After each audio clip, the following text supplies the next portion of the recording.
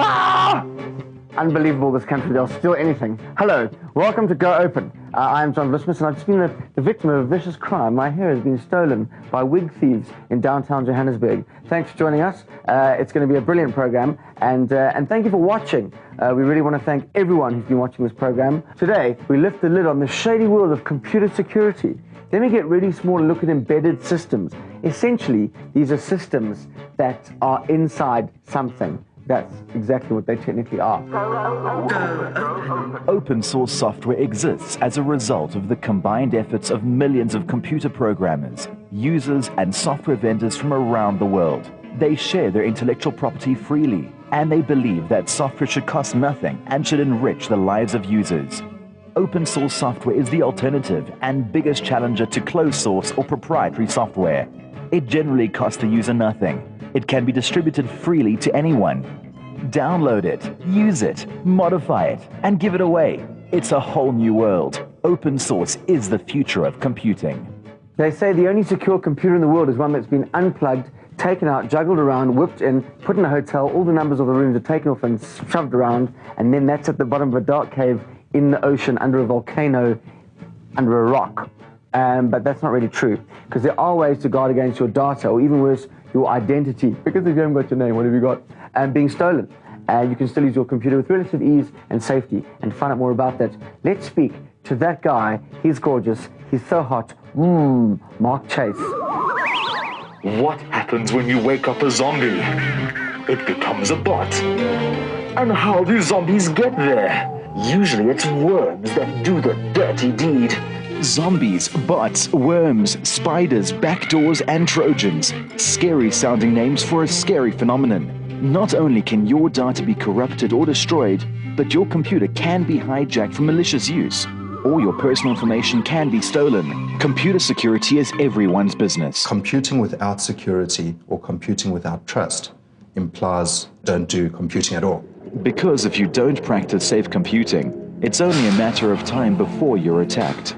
In 2000, Deloitte did a study in which we put a Linux machine and a Windows machine, both running web servers and databases, in their default configurations on the internet.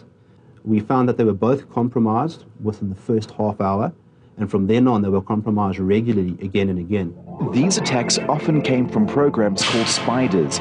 They're designed to troll the internet and look for open ports, like a thief looking for open doors, and then report back to their authors. People will break into a system because it's vulnerable, not because of what technology it's running, nor what information it contains.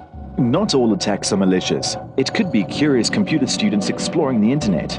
But then it could be spammers who want to use your computer for relaying junk mail, or criminals who are out to steal your identity. There are a lot of software available on the internet today that can enable a lot of people just to, commit identity theft. It's software called spyware that operates in the background, logging keystrokes and mouse clicks and sending this information back to its author. That's how your credit card details, PIN numbers, and passwords can fall into the hands of someone who can then transact on your behalf. A hacker would probably not try and hack into a bank. The bank's probably got big security systems at play. If you can hack the man-at-home's system, you've got a trusted relationship by proxy straight into the bank. Most common vulnerabilities are found through two ways. One is malconfiguration or weak configuration of the operating system and the network services that it offers, where somebody with specially customized code can run programs against these services and use that as an entry point to break into the machine and become the administrator of that machine. And with that access, they now have total control over the system and can access all data on it, and then also use it as a launching pad for attacks on other systems. Let's talk about open source versus proprietary security software. As soon as a vulnerability is announced or declared in the market, the world community of the open source community is responding now. And they're responding firstly by announcing it, and secondly, they're responding by recommended ways to address the problem. In the commercial software world, your time to respond tends to be cloaked by a lot of commercial issues. And that's one of the reasons why security systems themselves tend to be based on open source technologies. But no matter what you do, the weakest link is always the human element.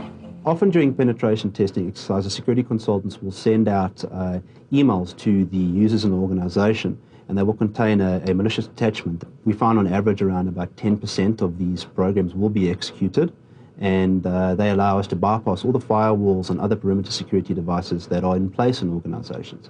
So it just goes to show that it takes one user's mistake to get in. The organization has to lock every single door, but we only have to find one unlocked door to get in. Well, security is everyone's business, it seems. Every week we bring you some international opinion, and this week we speak to a man that the US government chose to examine homeland security after 9/11, as well he should. Was in a bit of a shoddy state. He's a security guru, and his name, no really, I'm serious, is Bruce Schneier. Let's jump right into it, Bruce. You being a security expert, how important is security? Well, if you think about the promise of the internet, it's to mirror everything we do in the real world. And so really the limits of security become the limits of the internet. What has one learned through increased security required on all levels, from ground up all the way through to computers? Well, I think we've learned that most security measures don't work. And a lot of security is simply selling to the public the idea of false security. I mean, airline security is a great example. Pretty much everything that's been done since 9/11 is a complete waste of time, with two exceptions: reinforcing the cockpit door and teaching passengers to fight back. And I say that because I look at security as a system. I look at the weakest link. I mean, if you spend billions of dollars defending your airplanes and the terrorists move to shopping malls, you've wasted your money. You haven't actually solved the problem. In the computer world, we get that. We know it makes no sense to increase the key length of the cryptography if the operating system is bad. That we know the bad guys are going to go in through the vulnerabilities, and that fixing something else isn't going to make it better. How does an end user make sure that when he's downloading something which is free and for nothing initially, that he might not be downloading something which might also have a virus? The way to avoid that is to only download from reputable sources. I mean, there are mechanisms, signing code, and they work for an intelligent user. But for an average user, that's going to be too complicated. Have you been looking into providing open source packages with regards to security and antivirus software for those platforms? Well, right now we monitor open source products. We monitor the Linux operating system. We monitor Apache. We use Snort, an open source IDS, when we monitor some of our customers. We use Linux in our monitoring box because it's much easier for us to control it and make it more secure. We can strip out the things we don't need. So already we deal with open source. I'm a strong proponent of open source. I think it's done great things. I think it's done more to improve Microsoft security than anything else, just by being competition. Thank you once again for appearing on Go Open. Well, good luck. Please stick around, because in a moment we're going to find out about a box in a garden, which sounds like a Pamela Anderson video when they took a trip to Botanical Gardens, but it's not. It's something quite fascinating. Things aren't always as they seem. Computers don't have to be a keyboard with a screen and a box with a thing, and that's not what they have to do. They're all around us. Embedded systems can be tiny and unobtrusive, like the brains of British princes. And yet, even as small and crazy as they are, they're all around us. Computers all around us. Most people use computers in their everyday lives without even knowing it. DVD players, CD players, even VCRs all have computers. These are called embedded computers. Take my car, for instance. It tells me my temperature, my fuel range, even how far I have to go until my next service. Open source provides a way to develop these dedicated systems with all the benefits one would expect: low cost, ease of customization, and open standards compatibility. You can easily get access, and you get other developers, not only a single company looking after your needs, but the whole world. So chances are somebody out there has the same needs as you, and there will be a solution tailored for your needs already. Frogfoot is a Cape Town-based tech firm run by Abraham van der Merwe and Johan Botha, who discovered open source at university. They provide a variety of solutions for their clients, which range from small businesses to large corporations. Well, an embedded system is a device where the actual computer is hidden from the end user. An example would be a cell phone or a wristwatch. Here, for instance, I have a device called the bandwidth manager, which is used to prioritize traffic on a customer's lease line. Inside, we have a board. This is a fully fledged computer. It has memory and a processor and network cards and storage media. So where Linux comes into the game here, or open source software, is we install an operating system on here. The user will never actually interact with that, but it's a fully fledged operating system, the same one you would run on your desktop, just stripped down a little bit more to perform certain functions. Even large industries have looked to embedded systems for solutions. A few years ago, some casinos had a problem: too much money.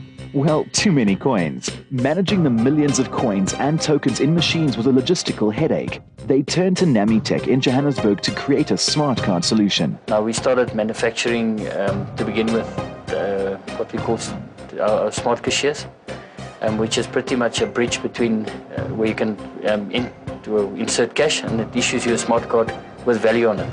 It's pretty much a memory card with a security key on there.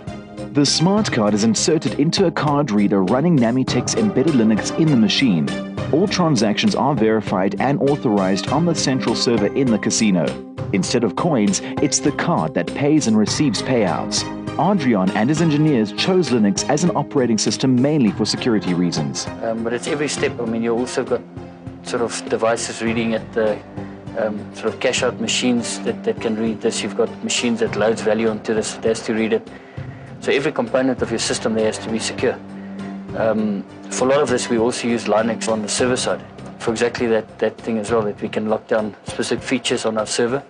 Dimitrios Savidis of Powerband works mainly with embedded systems that make life a little easier.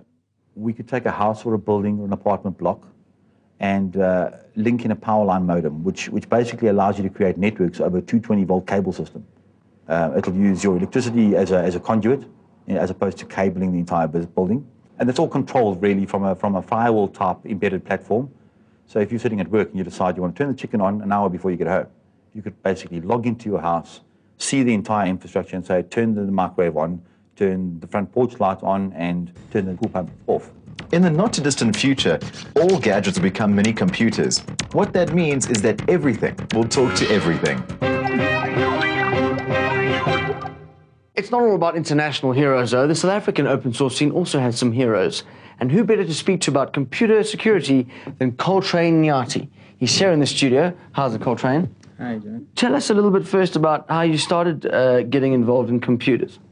I think it started back at school when I was doing my standard 8. There was a science lab created in our rural village back in Bushbuckridge. You've gone on to do quite a lot of work in computer security. Yes. And particularly with banking. Can you tell me a bit about that? Okay. I think in the banks, normally in an ATM, there's a PIN pad. If you insert your card, you enter a PIN. And the PIN pad normally protects your PIN that you enter and sends to the bank for verification.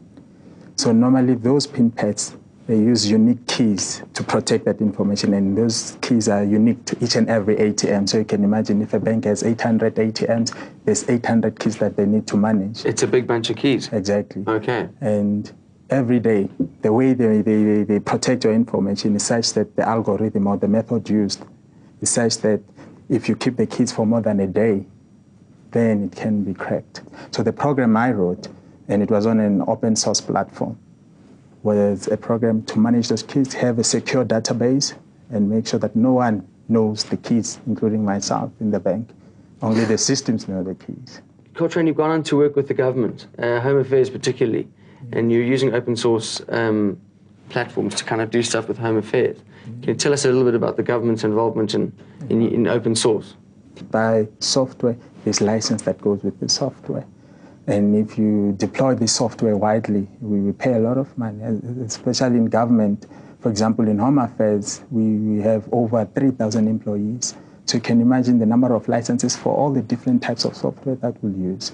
So in open source, we were saying as government, we can load open source as our operating system, as well as the tools on top of this will be open source. Then we save on licensing. We just need to train our users on how we use this. Coltrane, thanks so much for coming in. It's been great to have you. So you think you're a computing boffin, huh? Do you, huh? Those glasses don't fool me. Prove it to us. Get yourself an open source international computer driver's license. Just go to www.icdl.org for the details and choose the open source license. You too could have a fancy certificate to hang on your wall and impress people with, much like I did, except I crossed out the driving license part and put in international Czech driving license dot there. So we'll see you after this. We're back. You're watching Go Open. We're talking about computer security. And, well, where are we most vulnerable? Where do all the little viruses and Trojans get in? Well, I saw the film, got the news. They're in the horse. But really, in the mailbox. That's what you have to watch. So here's Mark Shuttleworth discussing a mail client who has more than just a little built-in security. Today we're doing it with email. Now, email is obviously one of the most important applications for people who use the internet all the time. And Thunderbird, or Mozilla Thunderbird, is my favorite open source email application. Thunderbird has all sorts of features to make you more productive with email. I particularly like the way it manages spam so that I get less junk mail, and also the way it lets me store and search through thousands and thousands of messages. Mozilla Thunderbird is quick and easy to set up and is customizable with extensions and themes, but its real power lies in its junk mail filter, which gives you Bayesian control over spam. Another great security feature in Thunderbird is the ability to disable images in messages, which can be a way for spyware or worms to get onto your system. In addition, mail filters help you sort mail from mailing lists or specific clients. So, whichever operating system you prefer, you can use Thunderbird for your email. Thanks, Mark. What a great story. I love the smell of Mozilla in the morning mail. If you'd like to own the entire series of Go Open on DVD, you can go to our website, www.goopensource.org, and you can buy them for 199 Rand. And now turning to matters rural. Oh, look at that turning. That's very good. Anyway, HP have just launched a wonderful project to take the internet to the rural community. Carpool.com. It's very exciting and allows everyone in the community to find out more about self-sustaining development. Out in Limpopo, aside from the weather, what could possibly be hot out here? The HPI Community Center in Limpopo is home to the Box in a Box in a Garden, a prototype of a shipping container filled with computers all in a vegetable and herb garden. But what have cabbages got to do with computers? The Box in the Garden is using IT, and that's open source based. It is this HP 441, which is an open source based PC which has 4 terminals connected to the box, 4 monitors, and 4 people use it at the same time. And these things will have all the training materials required for a sustainable livelihood. How to do, for example, the drip irrigation, the water sanitation, water purification, how to have sustainable herb gardens, medicinal gardens. And all of this PC literacy training, etc., will all be on this box that will come in a container. And this is a very effective way of getting education to the people. Not only education, but job creation as well. We intend to have this rolled out throughout the whole of Africa and hopefully the world as well. From a technical point of view, what benefits have you seen in running this BBG using open source? We need to put thousands of these boxes all over the place, and if we're going to look at proprietary software with license fees, it becomes very unsustainable. I mean, here we're looking at something that works out to a few thousand rands and can become very affordable because of open source. We're going to be generating power using a solar panel that gets laminated on the roof of this box, and that would provide enough power to run this entire box in a garden. Rafilu is here, and she's got some security and embedded device-related websites you may find rather interesting. Security, security, security. If you're twitching with a bit of paranoia, that's good, because security is one of the most important concerns of computing today.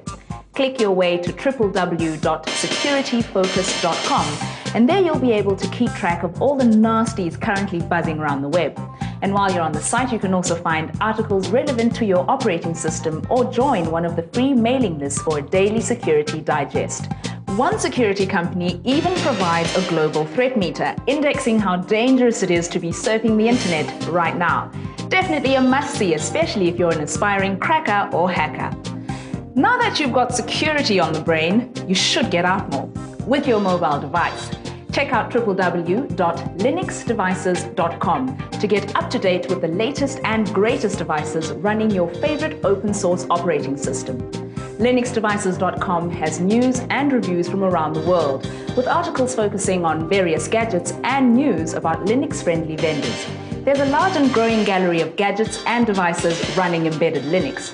So from handheld computers to Linux-based robots, there's something cool for everyone. Now that you've started drooling over all the newfangled contraptions running Linux, why not point your browser at www.tuxmobile.org and find out how you can put Linux onto the devices you already own. Tux Mobile has a large repository of stories and case studies to choose from, so go in and dig around for your model of laptop or even palm top and try Linux out today. Now don't delay, go to securityfocus.com and get up to date with what's happening in computer security. Then head straight to linuxdevices.com to check out the latest and greatest Linux gadgets. Finally, tuxmobile.org is the place where you'll learn how you can put Linux onto your mobile gizmos. Get out your crib notes, and it's time for the competition. All you have to do is answer this question correctly, and you can win the following fantastic prizes. There's a PhotoSmart digital camera and color printer from Hewlett-Packard. There are 2 separate DVD writers from LG, and as well as a 17-inch flat screen monitor. Some Soviet clothing as well. The question is quite simple. Is embedded Linux A, an operating system for use by journalists in Iraq? B, a small customized operating system for single-use systems? Or C, a portable computer you can play with in your bed? Send your answer, just A, B or C will do, plus your name to 34357, and you'll be charged £2 in SMS. And the winners of last week's competition are... Johannes Nordier is the proud winner of the 17-inch LG monitor. Ken Meyers and Jonathan Chrissinger each receive an LG DVD writer. Gideon Hubert and Aziz Series will look stylish when they wear their Soviet jeans. And Maria Boshoff gets that HP digital camera and printer bundle. Well done. Well, that brings us to the end of our episode on security. We hope we've given you some education to sort of arm yourself so that you're secure in your computing, as a squirrel's nuts are when they're tucked in a tree. Next week we look at open source in education. We also take a look at a local Linux distro with a difference. Very exciting. Then we meet some people who like to fiddle with their software. I know, rather distasteful. Until then, stay free, stay happy, and like the shops that never close, stay open.